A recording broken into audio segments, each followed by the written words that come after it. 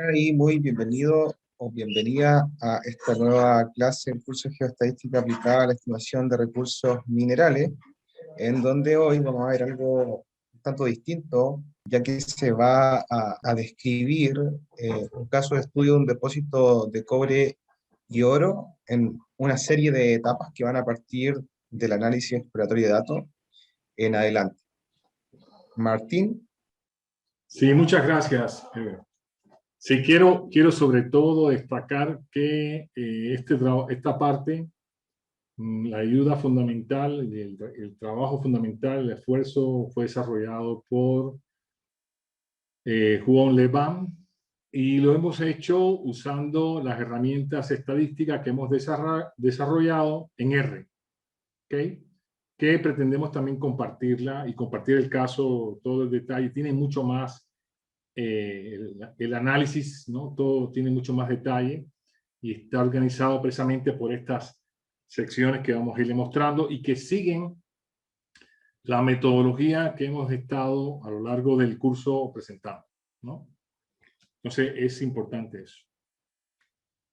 Bien, entonces el contenido, a grosso modo, es una breve introducción. Después viene el análisis exploratorio de datos, aunque en realidad el análisis exploratorio de datos nunca termina, ¿no? Es decir, no termina solamente al principio, sino que se pueden hacer varias rondas de análisis exploratorio de datos. Cambia algo y tenemos que volver a rehacerlo, ¿no? Según las condiciones, ¿sí? Entonces, se modifica algo y tenemos que volver a recalcular para tener mejor idea de cómo están los datos y en diferentes aspectos, ¿no? Espaciales, distribucionales, etc. Entonces, tenemos una tercera sección de análisis variográfico, que es el plato fuerte de la geoestadística, y después tenemos la estimación espacial, primero univariada, después conjunta, y finalmente la aplicación a la simulación, ¿sí? Usando la simulación secuencial gaussiana. Entonces, a modo de introducción, podemos decir que este caso de estudio es un conjunto de datos tomados de muestras de sondajes en tres dimensiones, ¿no? De una mina de cobre y oro. Pero considerando el promedio, ¿no? En un intervalo en la vertical, es decir, en un intervalo de 5 metros en la vertical, esto con el propósito de simplificar el ejemplo, ¿no? A 2 dimensiones espaciales y, por supuesto, para que esto alcance en un tiempo razonable las explicaciones. ¿Sí? Porque quiero insistir en esto. Los casos reales son mucho más complejos. Estamos conscientes en eso, ¿no? Lo que aquí queremos ilustrar ciertos aspectos metodológicos y prácticos y de toma de decisiones que sirvan de ejemplo, ¿no? Les sirvan de orientación. Pero por supuesto los casos reales, ¿no? Llevan mucho más análisis, más discusión, cambios, ¿no? de hipótesis, se vuelven a reanalizar los datos, etcétera. Entonces, y el hecho de ser en 3 dimensiones lo hace más complicado geométricamente y todo esto. Entonces, esto no es que sea un caso hecho para ilustrar un caso real, sino para ilustrar la metodología. Es decir, cómo tomamos las decisiones, qué hacemos en ciertos casos, ¿no? Y simplificado, por supuesto. Entonces, se considera el caso en 2 dimensiones, ya que permite una manera práctica y simplificada mostrar la aplicación de la metodología sin pérdida de generalidad, de todas maneras, porque tiene bastante de los ingredientes no reales. La presentación imita el contenido del curso. Casi, es decir, no completo, por supuesto, pero mayormente, claro, y lo que aplica, porque no todo a veces aparece o en el caso, ¿no? Y sirve de ilustración de la aplicación de la metodología geoestadística en particular a un caso de estudio para la estimación de recursos mineros. Es decir, esta cuestión de estimación de recursos mineros todavía tiene más connotaciones, por supuesto, ¿no? Bueno, a continuación se mostrará paso a paso cada una de las etapas de la metodología geoestadística, ¿no? Si la estructura imita esa, todos los pasos que seguimos en un análisis geoestadístico de estimación de recursos mineros. Entonces, se comienza entonces con el análisis exploratorio de los datos. Y estos datos, fíjense que primero les voy a mostrar, no estoy mostrando una tabla de valores, ¿no? No les estoy mostrando un mapa, tampoco. posteriormente aparecerán, por supuesto, pero en este momento, pues por supuesto yo tengo en una estructura de archivos con coordenadas, quizás eso sí hubiera sido bueno mostrar nada más, ¿no? Que puede ser en Excel, en una tabla, ¿no? Las coordenadas en X y Y los valores de las dos variables que vamos a analizar, el cobre y el oro. Y en este caso, ya le dijimos que lo promediamos en profundidad, tomamos un intervalo, lo promediamos, y entonces se reduce a 2 dimensiones, pero primero lo espacial está fuera de esto. Fíjense, yo no voy a hablar ahora nada de espacial, cero espacial. Yo lo que quiero ver es cómo, es decir, en este momento se pueden ver como variables aleatorias, ¿sí? No como funciones aleatorias. ¿Sí? Y esa diferencia ya la sabemos, ¿no? Es decir, no hay ninguna aquí, la cuestión de coordenada y georreferenciación no está, ¿sí? Y es muy importante esto, es decir, quitarse primero la idea y después entrar en la idea espacial. Es decir, no quemar las etapas, sino ir haciéndolo esto seriamente, sistemáticamente. Entonces, esto es muy importante, se puede empezar con un enfoque de este tipo, un histograma, ¿ya? Y una tabla de resumen estadístico. Eso lo recomiendo mucho, porque yo insistía que los análisis exploratorios son gráficos y valores numéricos, y eso es lo que hacemos. Por supuesto que según el software, la versión que uno tenga, etcétera, etcétera, los gráficos no son exactamente los mismos. Este gráfico que nosotros presentamos de histograma es un gráfico que nosotros diseñamos, nosotros no lo inventamos porque yo lo he visto por ahí en algún lugar. También en algunos de los herederos del SAS, que es el software de estadística más sofisticado que había antes de R, pero está hecho en R, estos gráficos están, y la tabla también, todo esto es de R, ¿no? Entonces, este gráfico está diseñado precisamente para que combine el histograma con el boxplot y podamos ver los valores atípicos y la simetría, la cuestión de cómo están la media y la mediana, es decir, que están ahí destacados con el color rojo y azul. Bien, entonces es un gráfico diseñado especialmente. Y eso se puede hacer. Importante eso, ¿no? Que hay software que a lo mejor, como no están tan conscientes de las necesidades que tenemos, lo ignoran o no lo hacen.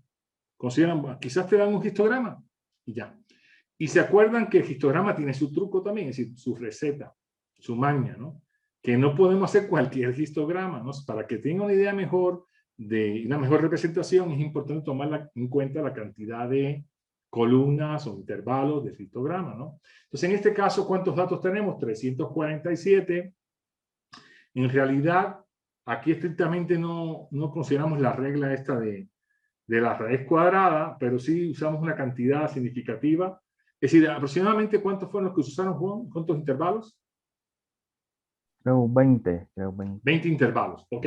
20 sí correspondería a 400, ¿no? Que es un poco más. Entonces aquí se están usando 20 intervalos. Se pudo haber usado como 15 también. Entonces no es un dogma tampoco, pero lo que sí debe estar cerca del valor, ¿no? De hecho, R tiene un valor óptimo que es con la regla de Sturges, que todavía es más sofisticada, se pudiera haber aplicado directamente la regla de Sturges, ¿ok? Nada más que comento eso, ¿no? Entonces, se vamos a estar usando histogramas con 20 intervalos, ¿ok? Entonces, rápidamente vemos que está el mínimo, está el máximo. Eso enseguida nos ubica en qué rango de valores se encuentran nuestros datos. Ven, el mínimo 0.17 y el máximo 6.89. ¿Sí? Entonces, enseguida hay que ubicarse en eso. Y aquí estrictamente está dando el rango. Entonces, el rango de variabilidad está en 6.72. Ese es el primer rango, que es un rango global. Y luego yo puedo ver media y mediana y los cuartiles, porque eso sí ya me da una idea de simetría y de asimetría. Y enseguida, viendo el gráfico, se ve que está bien comprimido y comprimido hacia la izquierda. Y eso enseguida, y la forma que tiene el histograma, la forma que tiene, la relación que hay entre la media y la mediana, ¿no? Que podemos ver que la media es 1.1, la mediana es 0.91, así que la media, ¿no? Es mayor que la mediana. Y podemos ver que el coeficiente de simetría es positivo. Todo indica asimetría positiva primero. Y el valor de 3 te dice que es alta. Hay una alta asimetría positiva. Y también se nota mismo en el mismo gráfico de post-plot que está bien comprimido, la caja bien comprimida, y después, ¿no? Se está viendo el criterio de del 1.5 de la caja, ¿no? En un lado y en el otro. Del lado izquierdo no tenemos ningunos valores atípicos, pero del lado derecho se ve que hay una cantidad de valores atípicos, ¿no? Entonces, que al menos son muy diferentes, ¿no? Del valor medio, ¿no? Se alejan significativamente. ¿Ok? Y podemos también ver el primer cuartil, 0.55, el tercer cuartil, 1.36, ¿no? Entonces, el rango intercuartil es lo que estamos viendo en la cajita, ¿no? Que es 0.81, y eso representa el 50% de probabilidad o de la proporción total de valores que tenemos. Fíjense, ¿ok? Entonces, y habíamos dicho, ¿no? Que el rango total es 6, ¿ven? Y el otro es 0.81.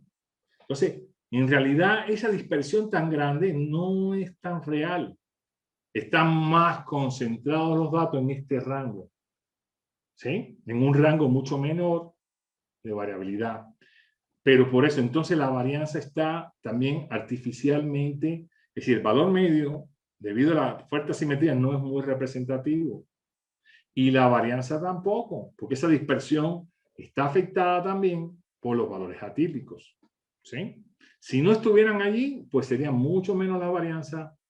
El valor medio se parecería más a la mediana, ¿no? Que vemos que es 0.91, ¿sí?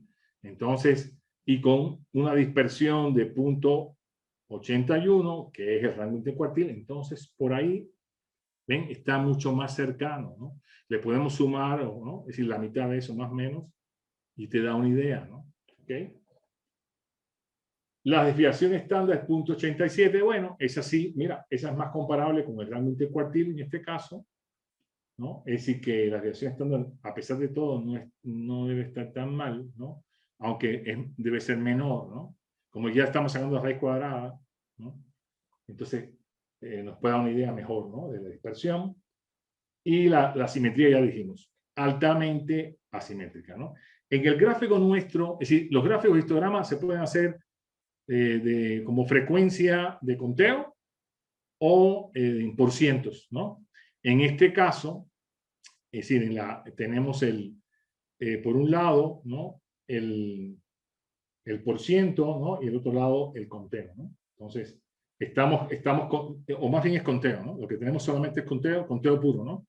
Bueno, se puede combinar conteo con por ciento, vamos a decir, ¿no? En este caso, nada más que el conteo, tanto en el eje Y, ahí lo dice explícitamente que es el conteo, y en cada una de las barras te está diciendo la cantidad que se está considerando, ¿no? Para la representación gráfica. Eso también ayuda porque uno puede ver gráficamente en qué columna, por ejemplo, las columnas estas que tenemos los valores atípicos, que son la colita que tiene esto, que de pronto hay 1, hay 2, hay 0, hay intervalos donde no tenemos y se ven que no hay, ¿no? No hay, los circulitos representan las bolitas estas, valores atípicos, ¿no? Entonces hay lugares donde no hay otros que sí hay, y hay 2, porque entonces pueden estar encimados o estar en ese intervalo, ¿no?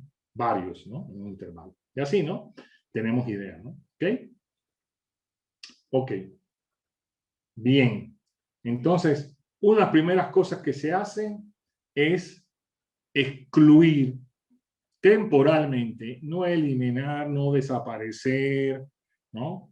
No destruir, no ignorar, no. Al contrario, lo queremos tener en cuenta, pero ellos tienen que permitirnos, lo más típico, que nosotros veamos la estadística más representativa de la mayoría. Entonces esto se llama, deja que la mayoría se exprese. Unos pocos, esto es una cosa que parece hasta la democracia, ¿no? Me voy a parecer a un político, ¿no? Deja que la mayoría se exprese, ¿no? Pero sin demagogia lo voy a decir, esto es sin demagogia. Entonces, es decir, unos pocos no pueden, es decir, opacar, ¿no? Que la mayoría se exprese. Entonces no es justo. No sabemos cómo se comporta la mayoría. Vamos a quitar estos, los sacamos, no los eliminamos, insisto, no los eliminamos, los vamos a tomar todo el tiempo y hasta el final, ¿eh? No desaparecen. Entonces, se quitan momentáneamente para ver y lograr nuestro objetivo de tener una mejor representación, una mejor estimación del valor esperado, de la varianza. Entonces, vamos ahora a contrastar estos y los valores atípicos con el caso anterior que tenemos. ¿Y cuántos fueron? 17, ¿no? Es decir, aquí ahora tenemos 330 datos y teníamos 347 datos. Y efectivamente cambió, ¿no? La situación cambió y bastante drástica, ¿no? Claro, es decir, depende mucho de comportamiento de los datos, ¿no? En este caso, ¿no? Al remover temporalmente estos valores atípicos, pues aparecen otros nuevos valores atípicos y eso es muy común también que pase, porque la cuestión de los valores atípicos no es absoluta, es relativa, ¿no? Y es relativa al nuevo rango intercuartil que tengamos. Entonces pueden estar apareciendo valores atípicos toda la vida, ¿eh? Por cierto, tú puedes quitar y puedes aparecer, tú puedes quitar y puedes aparecer. ¿Y hasta dónde? Bueno, pues hasta donde uno considere. O sea, ya más bien uno puede estar a cargo, uno tiene que decir, bueno, pues si esto puede ser suficiente para los efectos prácticos, entonces no hay una receta ahí. Pero normalmente con un par de veces probablemente ya es suficiente, ¿no? Mayormente, si no continuarlo al infinito, ¿no? Esto. Pero ya vimos que eso cambió. Y fíjense que la media y la mediana se acercaron mucho. Entonces ahora es la mediana está en 0.84 y la media está en 0.95. Y les recuerdo que la mediana era 0.91, ¿no? Y la media era 1.1. La media fue la que más cambió. La media es la que más cambia. Porque la media realmente es la que más afectada por valores atípicos y por asimetría. Y evidentemente ya vemos que también se estiró la grafiquita del box plot, ¿no? Está mucho más abierta, ¿no? Es decir, de manera visual, no es que se redujo la distancia visual, porque quizás incluso visualmente ahora tenemos, ¿no? Si nada más que lo vemos gráficamente, pues se separaron más la media y la mediana, ¿verdad? Gráficamente. Entonces lo que digo, el gráfico no te lo dice todo, porque dice, no, mira, ahora se ve más ancho, ¿no? La separación. Pero ¿qué significa esa discrepancia numéricamente? Ahora numéricamente es mucho menor, porque la diferencia entre 0.84 y 0.95, ¿no? Es de, ¿qué? 0.11, ¿no? 0.11. Y teníamos una diferencia mucho mayor, ¿sí? ¿Ok? Casi de qué? De 0.19, algo así, ¿no? Ok. Entonces, todo eso es lo que tenemos que estar observando, mirando, con calma, sin prisa, tranquilo, analizando, porque el análisis exploratorio de datos no es hacer los gráficos y las tablas, sino el análisis y la interpretación de los gráficos y las tablas. Es decir, lo importante es lo que no está aquí escrito, sino lo que les estoy diciendo. Es decir, para eso lo hacemos y para llegar a ciertas conclusiones y tomar decisiones. Decisiones bien informadas, decisiones a conciencia. Entonces, es para eso, porque sabemos las implicaciones que puede tener. Entonces, ¿qué más podemos ver? Bueno, la varianza, por supuesto, se redujo muchísimo. Ves que ahora está en 0.25 y anteriormente estaba en 0.76. La desviación estándar en 0.5 y estaba en 0.87, ¿no? Los rangos, el rango está en 0.72, fíjense, para que vean que el rango total, perdón, el rango total estaba en 0.72 y bajó a 2.39, es decir, menos de la mitad. Fíjense, ¿no? 6.72, casi, vamos a decir que 7, y esto está en 3 algo, ¿no? En 2 algo, ¿no? Casi la tercera parte, se te ponen a ver, ¿no? De lo que teníamos de rango de variación. Es decir, que esos valores, que fueron 17, a ver qué por ciento sería 17, de 347, que será un 2%, una cosa así, ¿no? Un por ciento muy pequeño. Eso también, todo eso hay que tomarlo en cuenta. Un por ciento, ¿no? 1%, 2%, es decir, un por ciento muy pequeño. Distorsionaba el comportamiento de toda la mayoría de los datos, que son 330 ahora, ¿no? 330 muchísimo comparado con 17 valores. Que nos parece mucho, ¿eh? Porque normalmente a veces los valores típicos son 2, 3, 4, 5. Pero sí puede ser una cantidad hasta grande, ¿no? Es decir, que puede ser 1% de la población que no se ve representada, que no sigue el comportamiento de la mayoría. Y yo lo he dicho que también puede ser hasta un comportamiento importantísimo de una clase de valores que no están suficientemente representados. ¿De acuerdo? No los voy a discriminar. Lo que necesito entonces, a ver, dame la oportunidad de ver cómo se comportan la mayoría y yo a ti también te voy a dar un tratamiento adecuado en consecuencia. ¿Ok? Bueno. ¿Qué más se puede decir? Es decir, también, pues todo, es decir, los rangos todos si son más pequeños, bueno, el mínimo 0.17, creo que ese sí no cambió, porque era el que teníamos, ¿no? 0.17, no hubo cambio por la izquierda, pero por la derecha, sí, por valores altos, sí, el máximo 6.89, ahora 2.56, ¿no? Ok. Y por supuesto ya el mismo histograma se ve más simétrico, pero por supuesto, simétrico no es. Fíjense que la simetría es 0.69. Ya es menor que 1. ¿No? Eso ya es bueno. Es decir, no, la simetría es muy alta. No podemos decir. Podemos decir que tiene una simetría, sigue teniendo simetría, pero una simetría débil, ¿no? Es decir, que no es la alta simetría, ¿no? De hecho, esta simetría es manejable, ¿no? Es decir, pudiera ser hasta aceptable. Por supuesto, si tuviéramos una simetría mucho más cerca de 0, sería mucho mejor. ¿Por qué? ¿Y por qué insistimos? Por la estimación de los valores que son promedio, estimadores promedio, se ven muy afectados por la asimetría. ¿Sí? Ese es el fondo de la preocupación por la asimetría. ¿Sí? Entonces, es como una simetría, le podemos decir hasta simetría leve, ¿no? Esa es una forma también de decirlo, ¿no? En este caso. ¿Ok? Bien. Y si volvemos a remover los outliers que teníamos, que eran 3, ¿no? Aparentemente eran 3 más. ¿Qué pasó? Pues sí mejora, ya no tanto realmente. Y fíjense que ya no aparecen ya valores atípicos. No aparecieron más valores atípicos. Y entonces estos últimos 3 valores, bueno, entonces en total hemos removido 20 valores, 17 más 3, ¿no? Y ya, es decir, sí mejoró un poco, media y mediana, pero no mucho, realmente no mucho, ¿no? Si vemos que era 95 y ahora es 93, casi 94, es decir, que no hay mucha diferencia de la media, ¿no? La mediana se quedó en 0.84 ya, exacto, ¿no?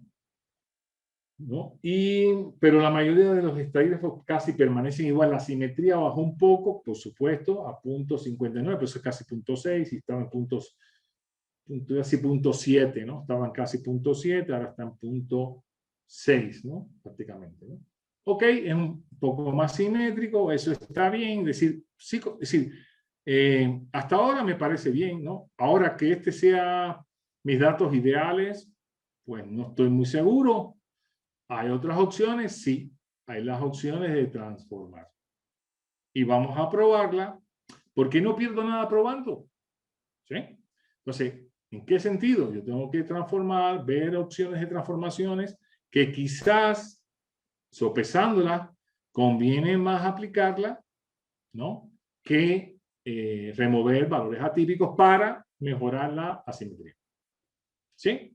Pero esto depende mucho de lo que queramos hacer. Entonces, tenemos que tomar esas decisiones de manera, es decir, bien a conciencia, ¿no? Del impacto, porque las transformaciones, como hemos afirmado, siempre introducen sesgos. Y de hecho, aquí en este mismo caso, hay sesgos. Van a ver después que creo que el ejemplo se presta para ver que en la estimación, cuando se transforma hacia atrás, hay sesgo. Entonces se puede introducir un sesgo y habría que hacer correcciones. Los sesgos se pueden corregir también. Eso es algo un poco más sofisticado, ¿no? Pero se pueden corregir los sesgos, ¿ok? Que se introduce debido a transformación. ¿Ok? Entonces este es el caso de estos datos de cobre con 2 veces haber removido valores atípicos. ¿Ok? Y vamos a probar alternativas, otra vez con los datos originales, pero por ejemplo la transformación raíz cuadrada. Y vamos a comparar, ¿no? Entonces, fíjense, le apliqué la transformación. ¿Y por qué puedo aplicar la transformación Rescorá? Porque es una de las transformaciones que se le puede aplicar a los datos con asimetría positiva. Porque no todas las transformaciones son universales, ni mucho menos. Es decir, hay transformaciones para asimetrías positivas y hay transformaciones para asimetrías negativas. Esta es una de las transformaciones para asimetrías positivas. ¿Ok? Entonces, lo hicimos, por supuesto, conservamos todos los datos, son 347. ¿Y qué vemos? Pues vemos entonces, por ejemplo, que la media y la mediana se acercaron bastante. Fíjense, punto 95, punto 99, ¿no? Se acercaron significativamente, ¿eh? Es decir, la media y la mediana, en este sentido yo lo veo hasta mejor que lo que en la primera, es decir, la primera vuelta que quitamos valores atípicos, no pasó esto, ¿no? Pero si vemos la simetría, ¿qué pasa? La simetría está en 1.39. Es decir, en realidad, es decir, no mejoró tanto la simetría. La simetría sigue siendo muy alta. 1.39, por supuesto que era más alta anteriormente, ¿no? Pero esta todavía sigue siendo alta, ¿sí? Esta no es baja, no es leve, no está por debajo de 1. Está por encima de 1 todavía. Entonces, es decir, todavía es muy asimétrica. Ahí están los valores atípicos, pues sí, siguen presentes, ¿no? Y por supuesto la varianza también bajó significativamente, la desviación estándar también bajó. Sí, todo eso es natural que se reduzca, pero el objetivo principal no se logra, que es reducir la asimetría. ¿Ok? Bueno, y si quitamos los valores atípicos, porque se pueden combinar las estrategias. Entonces ya hicimos los R²A, le quitamos los valores atípicos, ¿qué pasa? Pues ahora tenemos 338 valores, ¿no? Y la simetría sí mejoró significativamente, porque ahora es 0.42. Ahora sí podemos decir que esta es una simetría leve. Incluso se ve, si miran gráficamente, sí se ve mucho mejor, bastante simétrico el histograma, el gráfico de caja se ve bastante simétrico, no hay valores atípicos ya porque quitamos los atípicos y no aparecieron más valores atípicos, ¿no? Mediana y media, 94, 95, casi 96, 94, 96, es decir, mucho más cerca, ¿ok? Y la simetría. Es decir, ya no voy a estar remarcando todo, ¿no? Nada más que voy a ir sobre todo a media, mediana, simetría, etcétera, para poder, por supuesto que hay que verlo todo, pero en aras de ganar tiempo no voy a estar hablando de cada uno de los aspectos, ¿sí? Salvo algunos en particular que sea relevante e importante. Entonces, bueno, esto comparado con lo anterior, a mí me parece, es decir, mi opinión es que sí mejora mucho más la simetría. ¿Sí? Porque de todas maneras, lo mejor que tuvimos fue 0.6 y removiendo, es decir, valores atípicos. Ahora, con esta estrategia combinada mejora significativamente la simetría. Entonces, hay que ver si vale la pena o no hacerlo, ¿sí? Y tomar la decisión, pero estar consciente. Luego, tenemos otra alternativa, por supuesto, ustedes pueden probar varias transformaciones. Aquí, históricamente, por tradición, ya habíamos dicho en Ciencias de la Tierra, nos gusta, hasta hay gente que afirma, eso no es cierto, ¿eh? Yo voy a afirmar que no es cierto. Esta es mi afirmación. Que esas asimetrías siguen una distribución logarítmica. No, eso había que demostrar y con una prueba de hipótesis de que sí siguen una distribución logarítmica. Aquí no hacemos eso. Ya lo dijimos, que evitamos las pruebas de hipótesis en la medida de lo posible. Es un enfoque práctico más que ese rigor teórico, ¿no? Pero considerando la teoría. Entonces, en realidad, fíjense que no empezamos con la transformación logarítmica con toda intención para romper el mito de que esa es la transformación que hay que hacer casi obligatoriamente cuando tenemos asimetrías positivas. Y hay quien afirma que siguen una, es decir, que siguen una distribución logarítmica. Eso es error. Eso sí lo afirmo, no es cierto. Tendría que probarlo. Y es caso por caso hay que probarlo. ¿Ya? Ahí sigo, hasta ahí mi observación. Entonces, bueno, en este caso, ¿qué pasó? Pues si le aplicamos, aparecen, le voy a quedar unos valores, una cantidad de valores atípicos, ¿no? Evidentemente mucho menos, ¿no? También, mucho menos, que los que, es decir, que tuvimos que remover al principio los 17 valores de esto. Y lo que estamos viendo, ya que la media y la mediana también se acercan significativamente, que el coeficiente de simetría es 0.19, vamos a decir que es 0.2. Pues esta es la mayor mejora que hemos tenido de todo lo que hemos visto del coeficiente de simetría, que es lo que más afecta a la estimación del valor esperado. ¿Ok? Entonces, quizás a lo mejor con media y mediana usted no está muy claro o es engañoso, pero el 0.09, vamos a decir, el 0.2 está muy cerca, ¿no? Y no solo gráficamente, sino numéricamente, porque incluso, fíjense, es decir, que ya no son ni los enteros ni las décimas, son ya a nivel de las centésimas, ¿sí? La diferencia. ¿Y cuánta diferencia hay? Vamos a decir que son como 3 centésimas de diferencia. Los órdenes son importantísimos. No es 12 contra 9, no es 12 contra 9, es 0.12 contra 0.09. ¿Ok? ¿Sí? Entonces, es decir, aquí está muy, muy cerca ya, ¿no? Y por supuesto la varianza bajó, la desviación estándar bajó, todo, es decir, mejoró significativamente. Otra vez vemos el gráfico de cajas, está mucho más simétrico, el mismo histograma se ve mucho más simétrico. Por supuesto, simétrico perfecto no lo hay, ni lo pretendo. Sencillamente esto es para explorar y ver opciones, ¿no? Y para tomarlas en cuenta, ¿no? Si considero que esta es la mejor opción, yo la voy a usar. ¿Y para qué la voy a usar? Pregunta retórica. Para mejorar todas las estimaciones de mis varios. Si cuando haga mi análisis variográfico va a tener impacto esto, y van a verlo, que va a ser muy diferente, ¿sí? Cuando hago la transformación, porque optamos por el caso, por supuesto, este es mejor, y queremos pagar el precio del sesgo. Fíjate que, es decir, aquí queremos pagar el precio del error que puede ser introducido por la transformación cuando transformamos hacia atrás, pero para mostrar la diferencia, ¿no? En la estimación, por ejemplo, de los variogramas. Y de los Kriging también, consecuentemente, porque es lo que más influye en la estimación. Bueno, pues si removemos los valores atípicos, ahora este sería otra vez la transformación sin valores atípicos. En realidad fueron poquitos, fueron 3 nada más, ¿no? 3.47, 3.44, pues todavía bajó a 0.02. Ahora sí, podemos decir que es muy simétrico. Claro, el gráfico no se ve tan ideal, ¿no? Pero 0.02 es muy simétrico. Ahora sí puedo decir yo, es decir, muy simétrico, ¿no? De repente la gente dice muy bueno, empieza a calificarlo de bueno y malo. Yo no, fíjense que no digo bueno y malo, digo más simétrico, menos simétrico, asimetría leve, es decir, lo digo referente a la simetría, pero digo, es que ya este es muy bueno.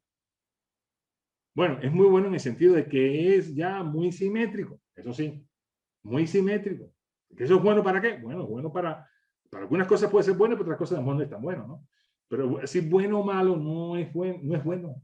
Es decir, es decir, no usa esos calificativos, ¿no? ¿Sí? ¿Es buena la simetría? No. Puedo decir que de pronto se me va una frase de esa, pero mayormente lo que hay que decir es más simétrico, menos simétrico. Bueno, entonces este es muy simétrico. Y puede ser relativo, podría tener otro todavía más simétrico que este, por supuesto, ¿no? Y todavía ahí apareció un valor atípico, ¿no? Que también se podía igual quitar o no, pero bueno, ya a esta altura, ¿creen que sería importante remover ese valor atípico? Probablemente no, no hace falta, ¿no? Pero se pudiera, porque a lo mejor solamente es 1 o 2, quién sabe, ahí no me queda muy claro, puede ser 1 o 2. Y finalmente, ¿cuántos fueron? Sí, vamos a ver que fueran 2, ¿no? No estoy especulando, para que vean que esto se pudo haber probado incluso como lo hemos hecho de manera conjunta con Wong, ¿no? Entonces, yo me acuerdo que yo removí 2 veces valores atípicos, ¿no? Pero de todas maneras vamos a quedarnos con este caso como referencia, ¿no? Entonces, estoy optando y estoy decidiendo quedarme con estos, es decir, con esta transformación.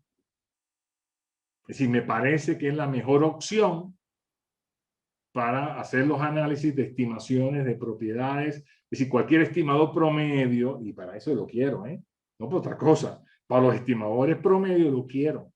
Y los voy a usar así, transformado. Si no estoy haciendo eso, pues no lo transformo, por supuesto. ¿Por qué?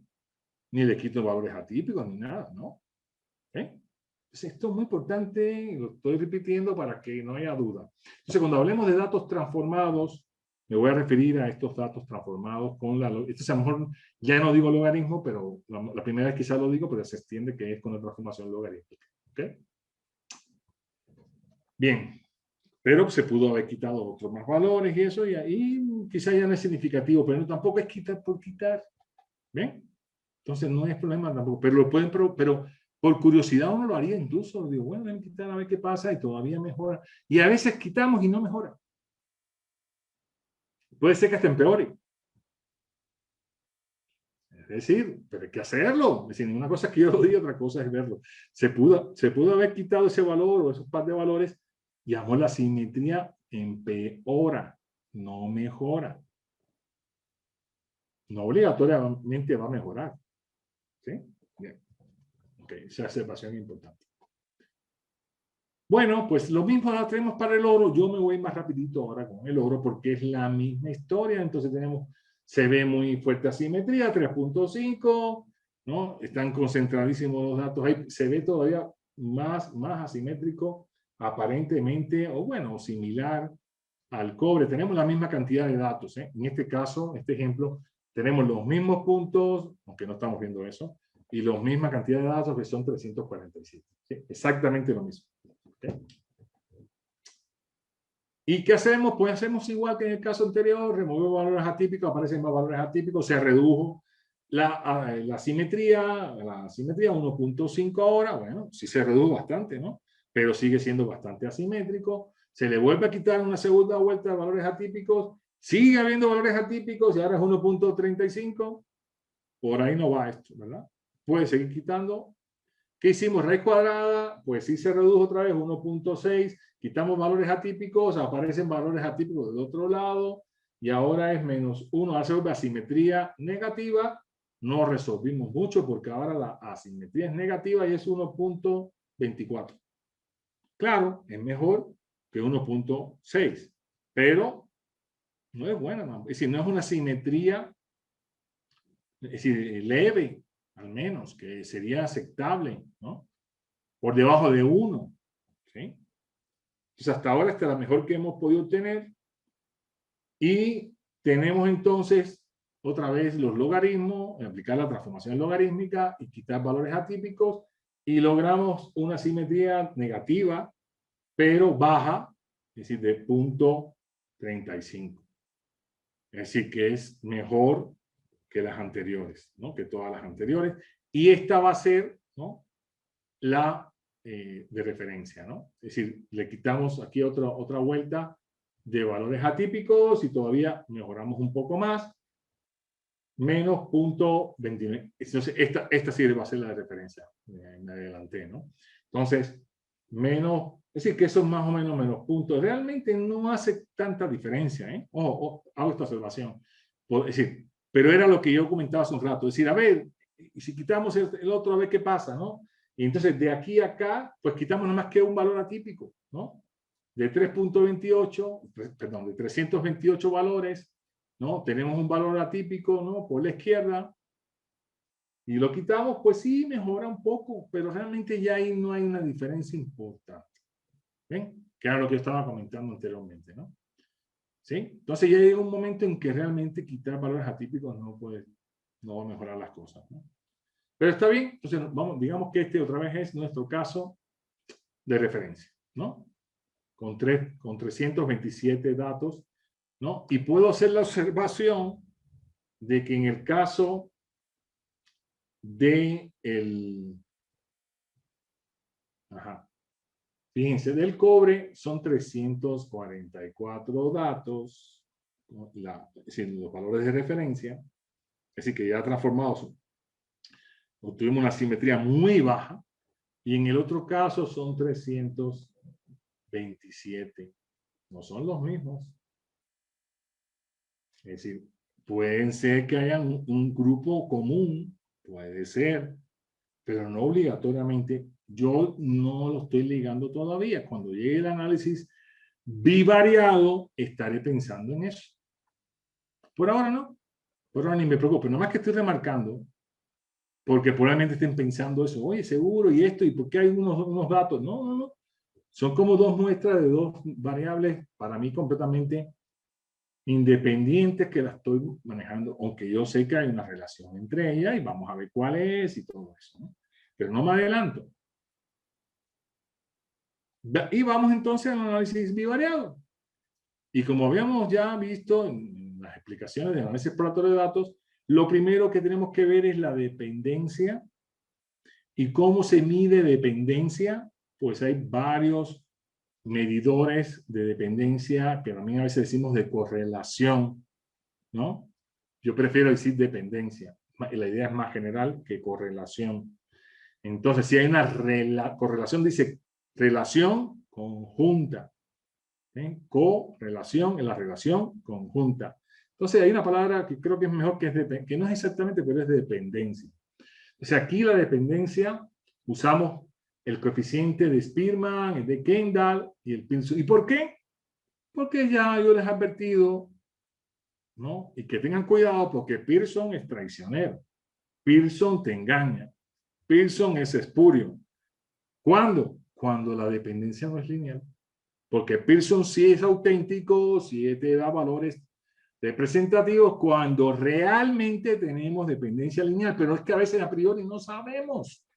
Imagínense eso. ¿Usted sabe si hay dependencia lineal? Pues yo no sé. Y por eso yo digo que hay que mirar el gráfico un poco. Y ese gráfico que tenemos ahí se ve lineal. Yo no veo nada lineal ese gráfico. Se ve ahí algo muy concentrado, ¿no? En los valores bajos de las dos variables, y después se dispersan ahí como un abanico, yo lo veo así, ¿no? Se está abriendo. Y son unos pocos, ¿no? Porque están muy concentrados, en realidad, en valores bajos. Y eso puede ser porque están afectados precisamente por los valores atípicos distribucionales que ya vimos.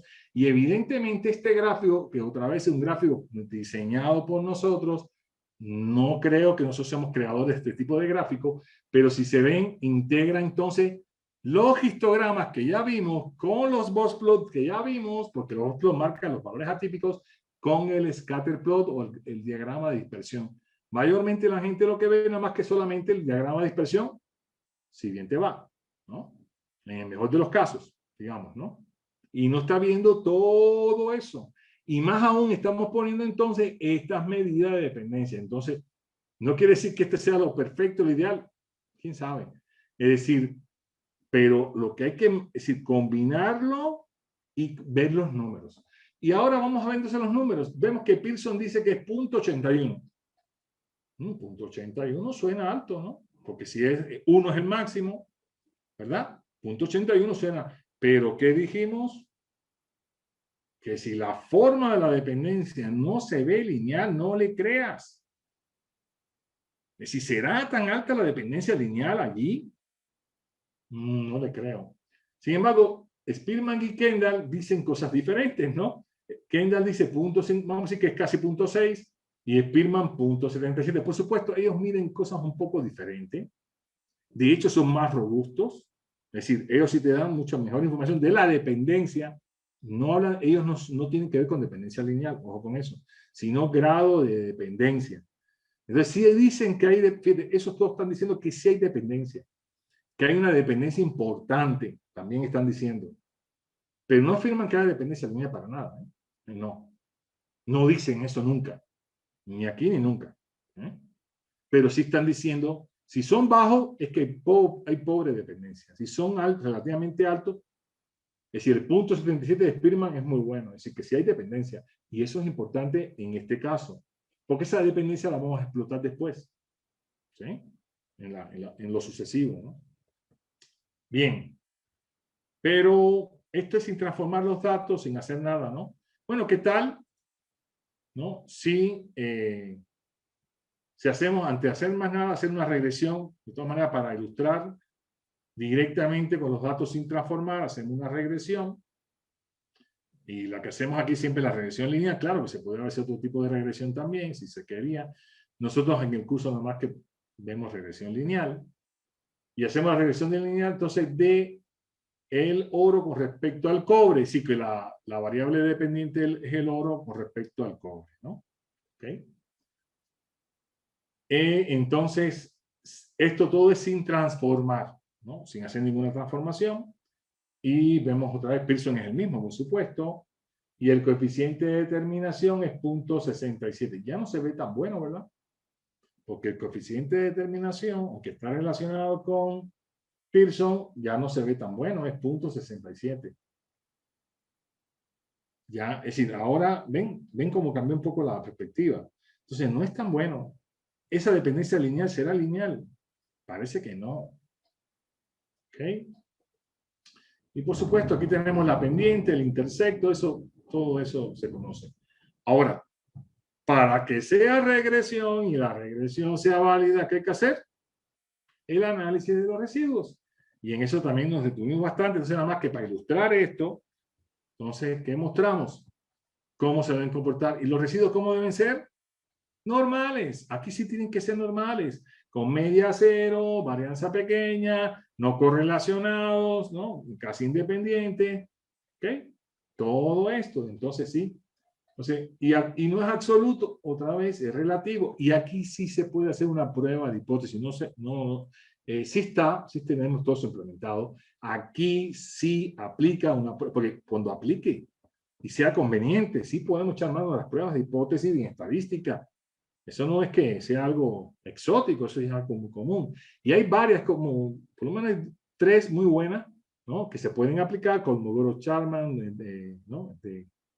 Anderson Darling, entonces, entre otras, ¿no? Se pueden aplicar y ver si no se rechaza, porque la idea es esa, que no se rechace la hipótesis de normalidad de los residuos. ¿Sí? Acuérdense, los residuos es la diferencia entre los valores reales con respecto a la recta, ¿no? Se está haciendo la diferencia, ¿no? Y eso te da unos residuos. ¿Sí? Y le decimos que también es como los errores, residuos, ¿no? Okay.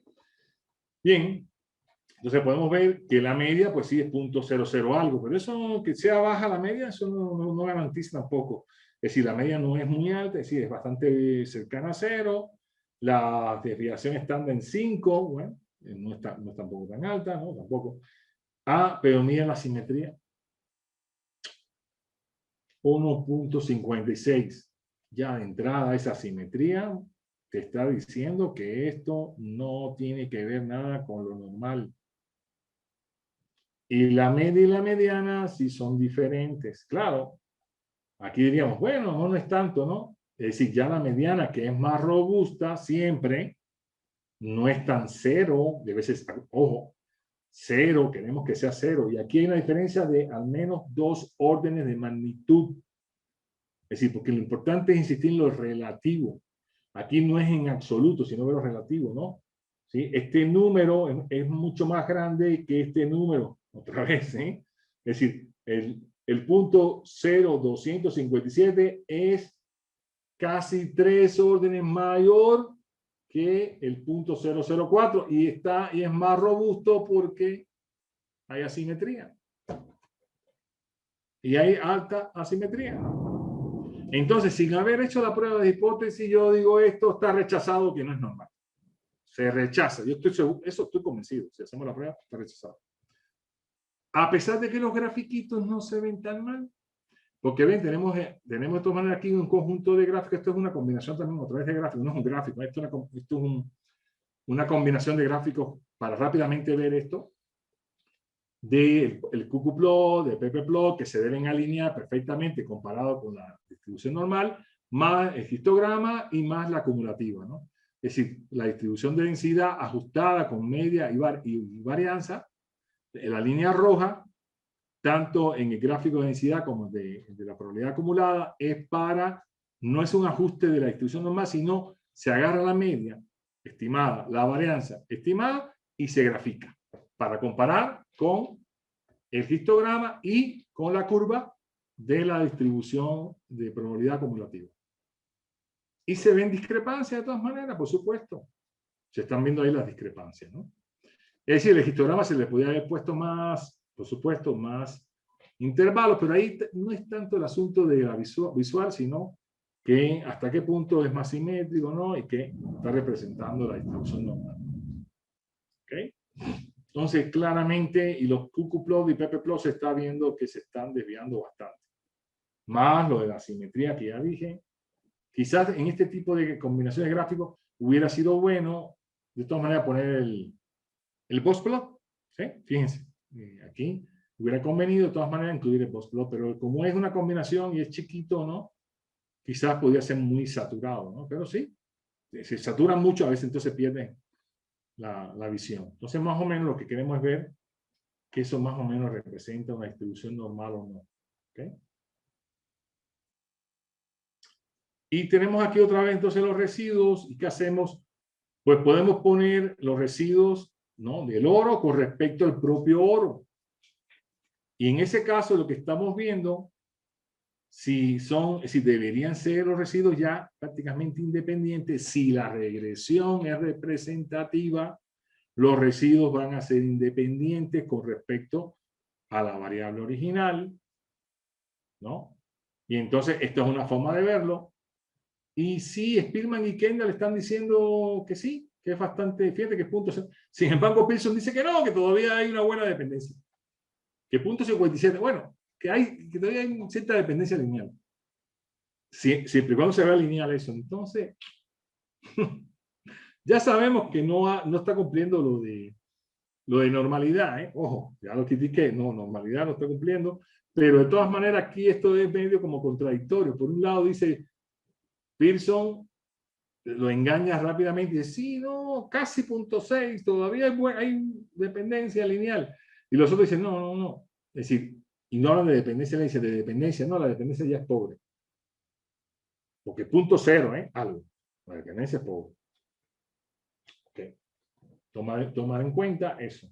Y siempre hay que tener acompañado con la tabla, aunque a veces, ahorita no me refiero a todo el tiempo, mira, la tabla de estadística de los residuos siempre está ahí, y está entonces el gráfico, está la tabla, tener a mano para poder simultáneamente comparar esto, ¿no? Bien. Bueno, ¿qué tal si vemos la opción de los datos transformados? Y cuando digo datos transformados, son las mejores transformaciones que ya hicimos, ¿sí? Pero tienen que ser comunes, ¿no? Y en este caso es las logarítmicas, lo que es común, ¿sí? Se hace la transformación logarítmica, ¿sí? Y se quitan los valores atípicos, pero ven que no, ahorita todavía hay valores atípicos en ambos lados, ¿no? Se ven que hay valores atípicos aún, ¿no? Entonces, este es para el caso común, ¿no? Quizás aquí lo que está faltando es decir cuántos son. De todas maneras, tener como la tabla, es decir, el valor de la estadística común, ¿sí? Pero bueno.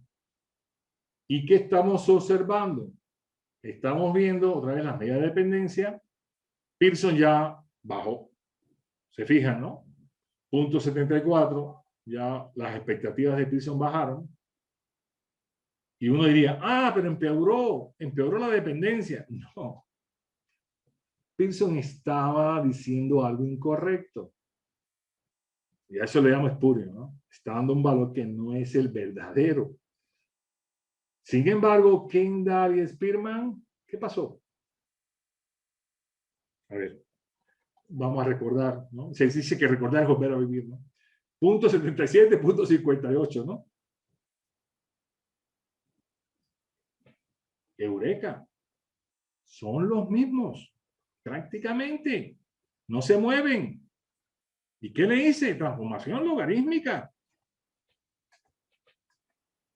Qué raro, ¿no? ¿Cómo es posible que yo transforme los datos, ¿no? Y entonces Spearman y Kendall no se enteran. Porque eso es lo que se llama, son robustos, expresan la dependencia, lo que se llama subyacente. No les importa cómo se comportan. Eso en estadística se llama las marginales. Y entonces la noticia para todos es esto. La dependencia no depende del comportamiento de las marginales. Para nada. Entonces eso es importante. Claro, aquí yo no se lo puedo demostrar, nada más que es como mostrar.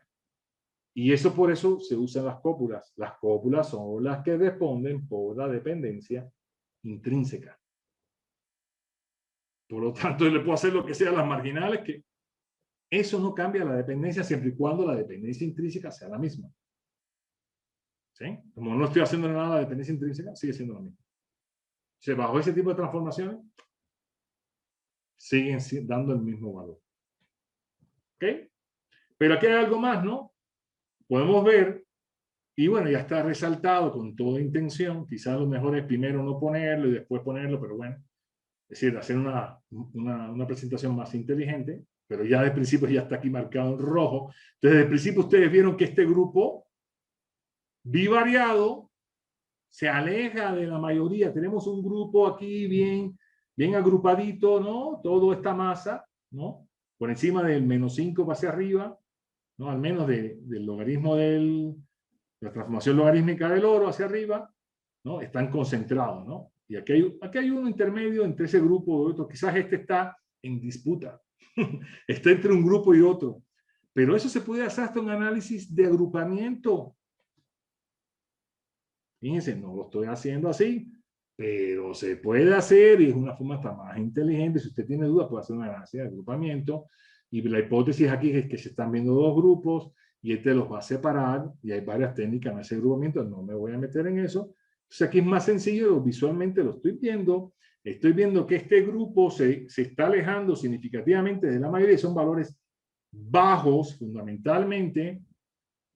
Y por supuesto, ¿usted cree que esos valores que tenemos serán representativos de todo el mundo?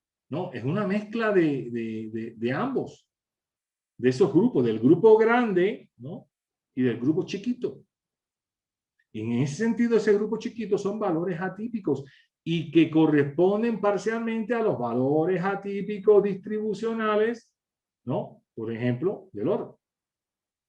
Porque estamos viendo que para valores muy bajos, cercanos a cero del oro, puede haber toda una distribución de valores de cobre que no son cero. ¿Sí?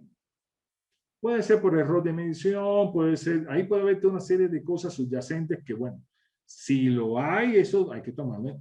Todavía puede ser, porque, insisto, la interpretación es lo interesante aquí. Más que el gráfico, más lo que, ¿no? Que lo que la apariencia, sino ¿por qué? La pregunta es ¿por qué pasa eso? ¿Sí? Y hay que buscar los por qué y buscar la lógica, ¿no? Es decir, esto está pasando debido a esto. ¿Sí? Entonces, si ese grupito lo removemos, bueno, todavía podemos hacer todavía la regresión antes de removerlo. Y bueno, la regresión no... Bueno, es decir, por supuesto, la regresión se va a ajustar fundamentalmente a la mayoría, aunque esa regresión va a estar, es decir, la recta esa se va a mover un poco por este grupito, ¿no? El grupito la mueve. Es decir, que es tipo como atractor, ¿no? Como una fuerza que le está moviendo a la recta, ¿no? Entonces aquí sí tenemos, ¿no? La estimación esta que es la que hacemos con mínimos cuadrados, hacemos la regresión, ¿sí? Y podemos otra vez ver los residuos, otra vez los residuos no son tan buenos, tienen -1 y pico de simetría, es mejor que el otro, por supuesto, con la transformación mejoró con respecto al otro, ¿no? Así transformado, pero todavía tiene una fuerte asimetría. Y la cuestión esta de la independencia, pues se ve que hay dependencia. Es lo que estamos diciendo. Es decir, poca, no mucha, pero sí. Es decir, hasta se puede ver que hay más dependencia. Pero ven qué contradictorio. Dice, en el otro se veía que había menos dependencia, pero la cuestión de la simetría es muy alta, ¿no? Y este se ve que parece que hay más dependencia, a pesar de todo, ¿sí? Pero, y también sigue habiendo fuerte asimetría. Entonces tampoco esto es bueno. Y lo que hay que considerar es remover estos valores atípicos a ver qué pasa, ¿no?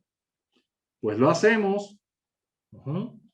Y vemos, ahí sí cambia un poquito porque ya cambiamos ahora ya la muestra. Ya no es la misma muestra. Entonces, ¿por qué cambian es decir, los coeficientes estos de correlación o de dependencia? Porque ya no es la misma muestra. ¿Sí? No es que estemos transformando, sino que ya quitamos una cantidad de valores. Nos movimos de ahí, ¿no? Y entonces ahora sí estamos viendo, ¿no? Punto 73. De todas maneras, cambia mucho. Algo, pero no tampoco demasiado. Esto está en punto 7 y en punto 5 algo, ¿sí? Sigue más o menos, si esta dependencia es más realista de este grupo, que es la mayoría, y no del otro grupo, que era casi una dependencia directa, porque entonces, o si no es clara la dependencia, porque para el mismo valor tiene todo un rango de valores, ¿no? Para un mismo valor de oro tenía un rango de valores, ¿no? de cobre. ¿Sí? Entonces es otro tipo de dependencia completamente. Y Pearson, pues sí, punto 74. Pearson sigue diciendo que hay dependencia lineal y aparentemente esto se ve más lineal también, más agrupado, ¿no? Más alargadito en una dirección. ¿Ok? Y hacemos el análisis de regresión, obtenemos la recta, obtenemos el coeficiente de determinación, no es muy bueno tampoco, yo no digo que sea bueno. Es decir, que habrá una buena dependencia lineal, pues no. Yo no digo que haya una buena dependencia lineal. Fíjense. Por supuesto, la recta cambió. Eso es otra cosa que sería bueno mostrar, que la recta ya no es la misma.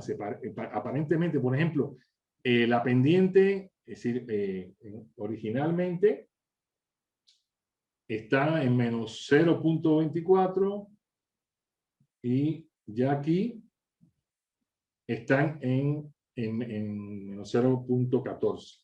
¿Sí? Perdón, 0.14. ¿Sí? ¿Ok? ¿Qué más? Pero el análisis de normalidad es mucho mejor, porque estamos viendo, ¿no?, que la simetría está en punto, es decir, tampoco es ideal, pero es mucho mejor que en todos los anteriores. 0.33, ¿sí?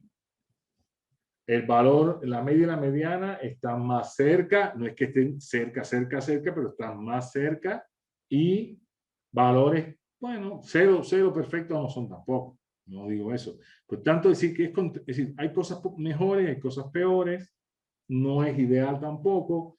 Los gráficos se ven mejores también, es decir, comparativamente. Por ejemplo, veamos estos. Con respecto a esto, pues sí, se ve mucho mejor el QQplot, el ppplot se ve casi perfecto. La acumulativa está casi por encima, la rojita por encima de los puntos. ¿Ok? Pero sí hay asimetría. Y otra vez, contradictoriamente, todavía dice que hay dependencia. Miren, ¿qué está diciendo? Que hay dependencia, pero que la dependencia que hay estrictamente no es la lineal.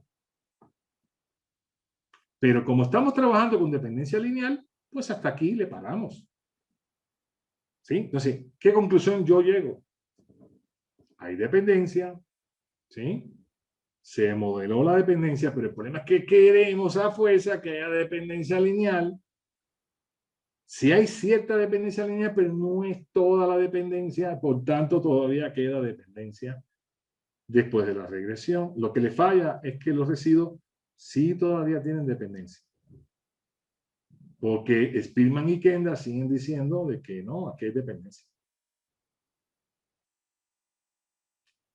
Alguien preguntaría, bueno, ¿y qué sigue? No.